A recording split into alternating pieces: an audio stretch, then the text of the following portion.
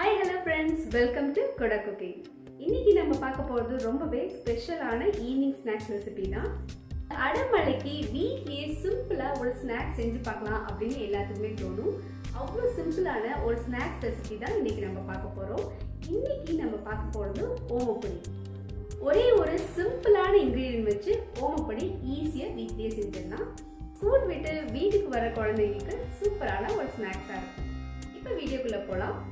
வீடியோக்குள்ள போறதுக்கு முன்னாடி நம்ம கோடக் குக்கிங் சேனலை சப்ஸ்கிரைப் பண்ணிருங்க, பெல் பட்டனும் அழுத்திடுங்க. அப்பதான் நான் போடுற போஸ்ட் உங்களுக்கு வந்து சேரும். இது எப்படி செய்யறதுன்னு பார்க்கலாம்.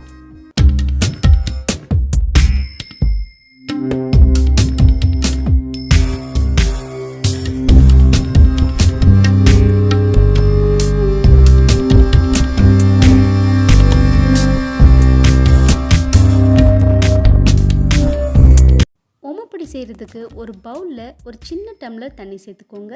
அது கூடவே ஒரு ஸ்பூன் ஓமம் சேர்த்துக்கோங்க. சிம்மில் வச்சுட்டு ஒரு நிமிஷம் மூடி வச்சு நல்லா கொதிக்க விடுங்க. ஓமம் உள்ள எசன்ஸ் எல்லாமே இறங்கி வந்துடும். ஒரு நிமிஷம் நல்லா கொதிச்சதுக்கப்புறம் மூடியை ரிமூவ் பண்ணிவிட்டு ஒரு சன்னி வச்சு இதை வடிகட்டிடுங்க. இந்த ஓமோட தண்ணி மட்டும்தான் நம்மளுக்கு தேவை.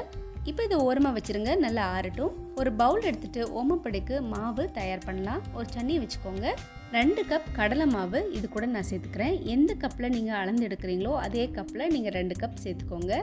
இதில் 1/2 கப் அரிசி மாவு சேர்த்துக்கிறேன். எந்த கப்பில் கடலை மாவு எடுக்கிறீங்களோ அதே கப்பில் 1/2 கப் அரிசி மாவு சேர்த்துக்கோங்க.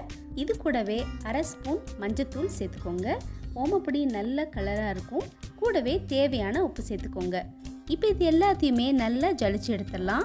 இப்படி ஜலிச்சு எடுக்கும்போது நீங்கள் ஓமப்பொடி புளியும் போது அதில் எந்த திப்பிகளும் உங்களுக்கு இருக்காது.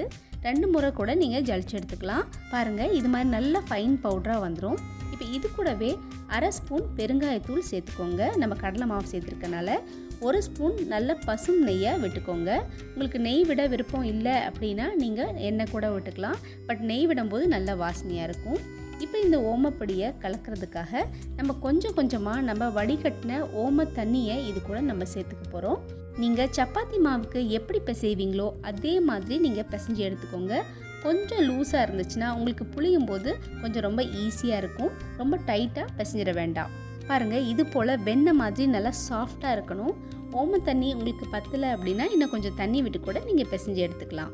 புளியறதுக்கு ரொம்பவே ஈஸியாக இருக்கும். எண்ணெய் கொஞ்சம் கூட பிடிக்காது.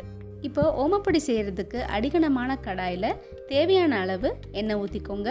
நீங்கள் வீட்டில் வச்சுருக்க எந்த முறுக்கு உலக்காக இருந்தாலும் பரவாயில்ல, இது மாதிரி எண்ணெய் அப்ளை பண்ணிவிட்டு நீங்கள் இதை ஓமப்பொடி போடுற அச்சையும் போட்டுருங்க. இடியாப்பம்லாம் புளியும் இல்லை, அந்த அச்சில் இதை ப்ளேஸ் பண்ணிவிட்டு நீங்கள் அப்படியே டைரெக்டாக புளிஞ்சு விட வேண்டியது தான். ஈவினிங் ஸ்நாக்ஸ்க்கு ரொம்ப சட்டுன்னு சீக்கிரம் உடனே நம்மளுக்கு வேணும் அப்படின்னா நல்ல டப்பா நிறையா ஓமப்பொடி சீக்கிரம் செஞ்சிடலாம். இப்போ என்ன சூடாயிடுச்சுன்னு பார்க்கலாம். கொஞ்சமாக போட்டு பார்க்குறேன், நல்லா எலுமி வந்துருச்சு. இப்போ இது மாதிரி சூடாக இருக்கப்போ நல்லா பிழிஞ்சு விட்டுருங்க. ரவுண்டாக பிழிஞ்சு விடும்போது உங்களுக்கு அப்படியே அழகாக வரும். இது மாதிரி ஒவ்வொரு அடைசலாக நீங்கள் போட்டுட்டு லைட்டாக திருப்பி கொடுங்க. 1 நிமிஷம் விட்டுட்டு அதுக்கப்புறம் திருப்பி கொடுங்க. நல்லா மொறுன்னு வந்துடும். ரொம்ப கலர் மாற விட வேண்டாம். இதே மாதிரி எண்ணெயில் எல்லா அடைசலையும் பிழிஞ்சு ஒரு பிளேட்டில் எடுத்து வச்சுக்கோங்க. கடைசியாக அந்த சூடான எண்ணெயில் ஆஃப் பண்ணதுக்கப்புறம் கொஞ்சமாக ஃப்ரெஷ்ஷான கருவேப்பிலை போட்டுட்டு இந்த ஓமப்பொடி மேலே அப்படியே எடுத்து நம்ம கருவேப்பிலையை ப்ளேஸ் பண்ணிடலாம். ரொம்ப சூப்பராக இருக்கும். இந்த ஓமப்பொடிக்கு எந்த மசாலாவும் அவசியமும் இல்லை. உங்களுக்கு வேணும் அப்படின்னா கொஞ்சமாக சில்லி பவுடர் நீங்கள் அப்படியே ஸ்ப்ரிங்கிள் பண்ணிவிட்டு நீங்கள் குலுக்கி விட்டால் போதும். நல்லா கிறிஸ்பியாக இந்த மழைக்கு நல்லா சூப்பரான ஈவினிங் ஸ்நாக்ஸ் தயாராகிடுச்சு. இது எல்லாத்தையுமே நல்லா கலக்கி விட்டுட்டு ஒரு டப்பாவில் போட்டு வச்சுக்கோங்க. குட்டீஸ்லேருந்து பெரியவங்க வரைக்கும் ரொம்ப ரொம்ப பிடிச்சி விரும்பி சாப்பிடுவாங்க. இந்த ரெசிபி பிடிச்சிருந்தா உங்கள் ஃப்ரெண்ட்ஸ் அண்ட் ஃபேமிலிக்கு ஷேர் பண்ணுங்கள். இது மாதிரி புது ரெசிபிக்கு நம்ம சேனலுக்கு சப்ஸ்கிரைப் பண்ணி